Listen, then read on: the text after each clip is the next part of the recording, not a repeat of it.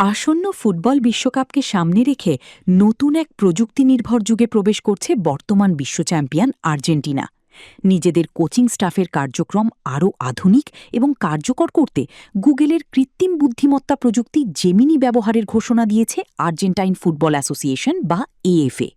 Football বিশ্বের জন্য এটি একটি বড় পরিবর্তনের ইঙ্গিত বলেই মনে করছেন বিশ্লেষকরা। গত বুধবার যুক্তরাষ্ট্রের নিউ ইয়র্কের বিখ্যাত টাইম স্কোয়ারের বড় পর্দায় আনুষ্ঠানিকভাবে এই অংশীদারত্বের ঘোষণা দেওয়া হয়। বিশ্বকাপ শুরু হওয়ার মাত্র কয়েক সপ্তাহ আগে এমন ঘোষণা ফুটবল প্রেমীদের মধ্যেও নতুন কৌতূহলের জন্ম দিয়েছে।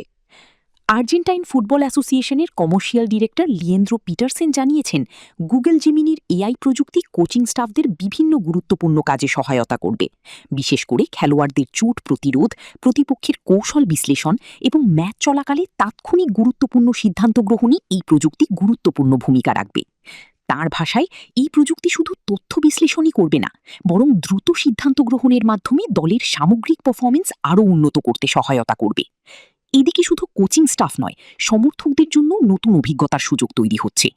এএফএ জানিয়েছে, সমর্থকরা গুগল জেমিনি প্ল্যাটফর্ম ব্যবহার করে নিজেদের ছবি আপলোড করে প্রিয় তারকা, গান এবং বিভিন্ন উপাদান যুক্ত করে নতুন ধরনের ডিজিটাল কন্টেন্ট তৈরি করতে পারবেন।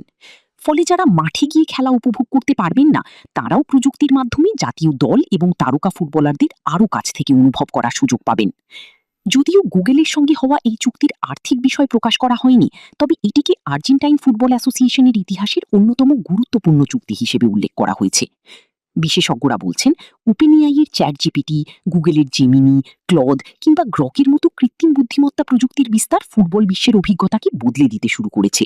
আর এবারের বিশ্বকাপ হতে পারে এআই প্রযুক্তির সরাসরি উপস্থিতির প্রথম বড় মঞ্চ। উত্তর আমেরিকায় অনুষ্ঠিতব্য এই বিশ্বকাপে লিওনেল মেসির নেতৃত্বে বর্তমান চ্যাম্পিয়ন আর্জেন্টিনা শিরোপা ধরে রাখার মিশনে মাঠে নামবে। আর সেই মিশনে এবার দলের সঙ্গে যুক্ত হচ্ছে কৃত্রিম বুদ্ধিমত্তার নতুন শক্তিও।